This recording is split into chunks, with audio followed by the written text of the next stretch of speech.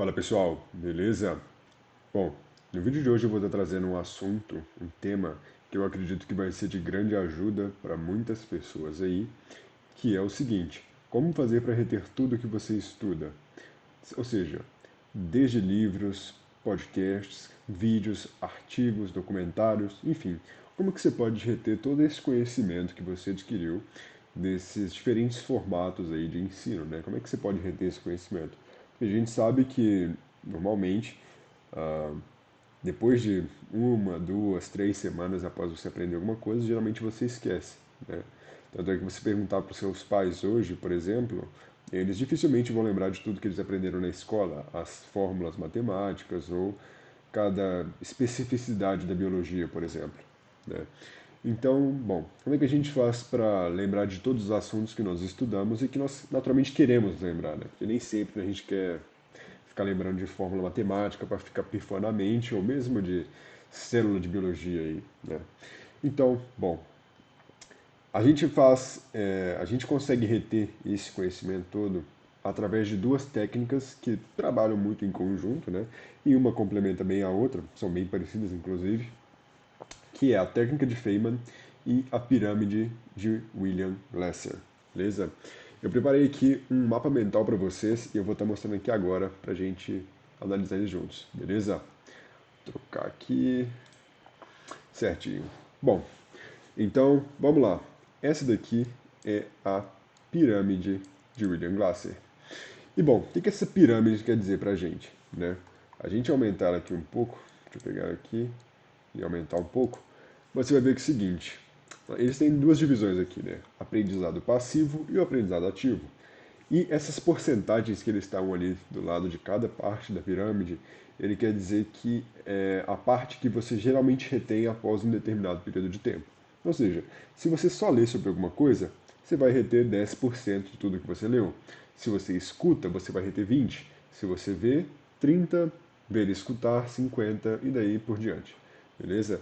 Isso tudo engloba o aprendizado passivo, você só está entrando informação, mas você não está fazendo nada com ela. E aí que entra o aprendizado ativo, certo? Que é justamente onde nós temos as porcentagens maiores de retenção do conhecimento adquirido ao longo de um tempo. Ou seja, quando você está discutindo sobre um assunto, né, que você assim leu ou estudou, você tende a reter 70% dele. Quando você pratica o que você leu, 80%. E quando você ensina outras pessoas, 90%. Porém, esse gráfico aqui, eu acho que ele estava até errado, eu dei uma olhada assim nas imagens em comparação às outras. Na verdade, 95% de retenção vem quando você está ensinando as outras pessoas, né? Tanto é que, por exemplo, você vê os professores de escola, ou mesmo de universidade, né? Mesmo tendo, assim, anos e anos de profissão e, naturalmente, nem sempre lendo sobre o que eles ensinam, né? Claro que eles preparam as aulas anteriormente, né? Mas após tanto tempo ensinando, tudo aquilo que eles estão dizendo é meio que já normal para eles. Então eles já assim têm uma expertise extrema sobre aquilo que eles estão ensinando, certo? E naturalmente isso vem, essa retenção do que eles entendem, né, do que eles ensinam, vem justamente de estar ensinando outras pessoas aí. Assim como eu estou fazendo aqui com você agora, espero que esse conhecimento fique comigo aí pelo maior período de tempo possível, né? Enfim, isso aqui é a pirâmide de William Glasser, beleza? Essa pirâmide aqui, e ela é bem simples mesmo de entender, certo? Agora nós temos também a técnica de Feynman, que ela é assim, muito semelhante à pirâmide de William Glasser, elas são basicamente, tem trechos que são literalmente iguais, né? E a técnica de Feynman, né, ela é dividida em 5 passos, beleza? Primeiro passo, escolha um assunto que você quer entender e comece a estudá-lo. Aqui não tem muito segredo, né? Você vai ter que pegar e botar a mão para trabalhar, né, cara? Vai ter que pegar um livro e ler, grifar e tudo mais. Você vai assistir um podcast, você vai ver um documentário, você vai ler, assim, um blog inteiro ou o que for, do assunto que você queira, naturalmente, estar estudando aí, beleza? Você vai buscar o máximo de conteúdo possível em diferentes formatos, né? Que inclusive vai te ajudar aí a pegar aspectos diferentes e visões diferentes também do tema a ser tratado, né? Ou seja, às vezes em um vídeo sobre o assunto você pega uma coisa mais visual, em texto você entende um pouco mais ali da circunstância que está acontecendo, né? Então, aproveite dos diferentes tipos de entregáveis de material que você vai ter aí para estar estudando, beleza? E depois que você recolher todas essas informações, né, e na verdade, enquanto você está assistindo, consumindo esses materiais de estudo, é bom que você tenha ao seu lado uma caneta, né, e um papel para você poder estar anotando em tópicos os pontos principais do que você estudou aí, né? E por que a mão? Mesmo hoje nós temos tendo vários aplicativos e sites online para estar nos ajudando a tomar as notas, né? Como o Notion, que eu inclusive uso bastante, até prefiro na mão.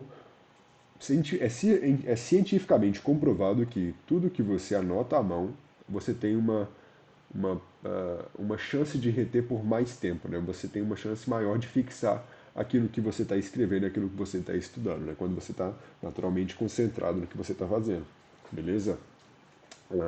O segundo passo da técnica de Feynman é finja ensinar esse conteúdo para alguém. E aqui que é a parte bacana que começa a ficar da hora, né?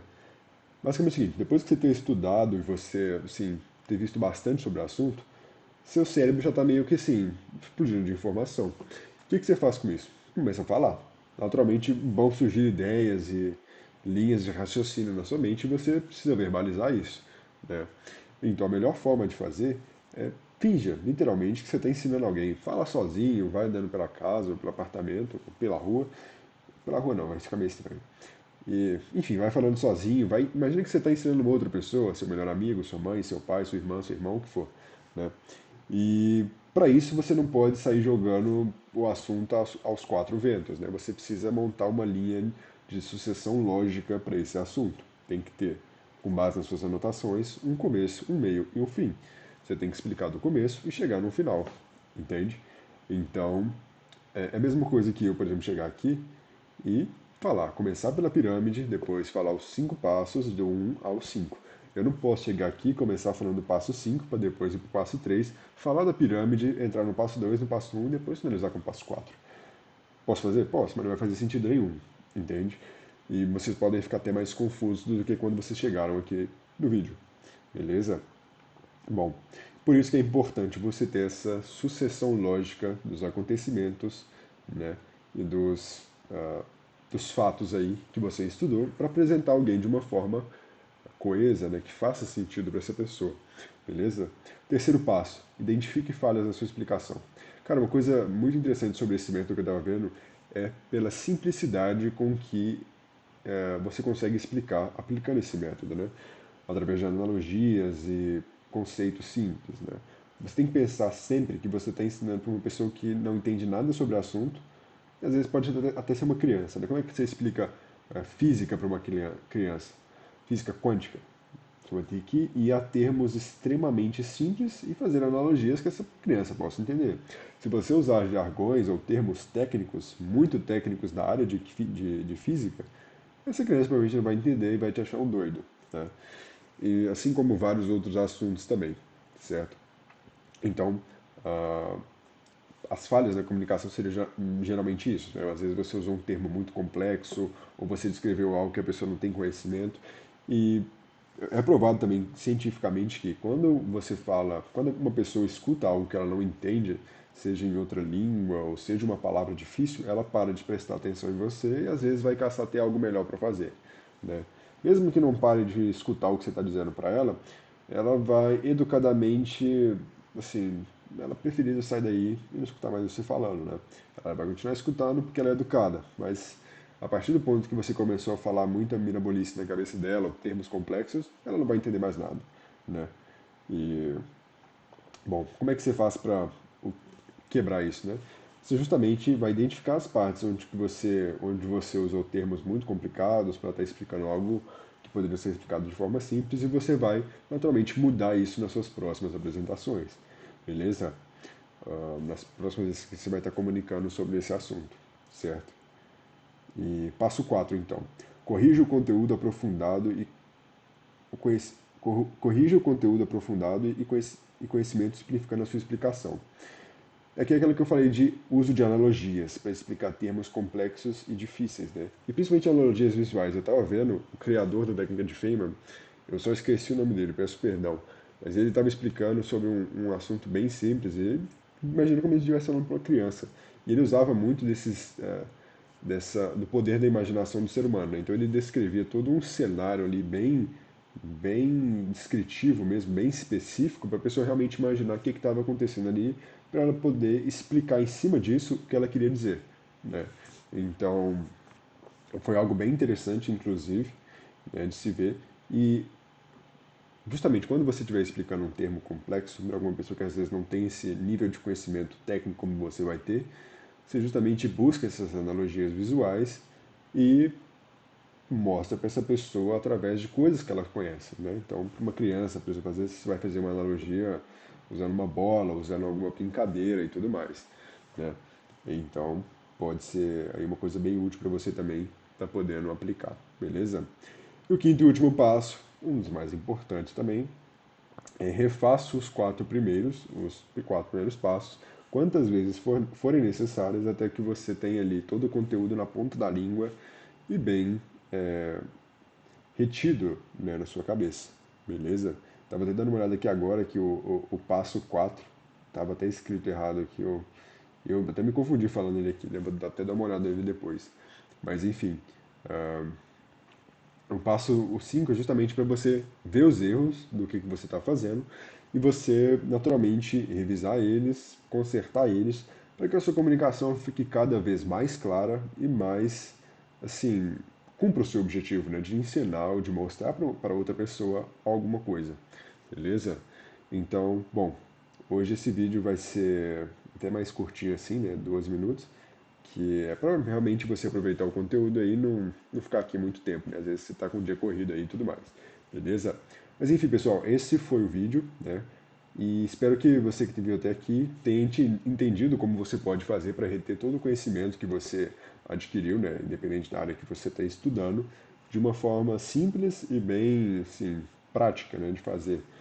E com base nessas duas ferramentas aqui, né? A pirâmide de Glasser e a técnica de Feynman. Beleza? Então é isso, pessoal. Um grande abraço aí, uma boa noite, até 1 da manhã aqui agora.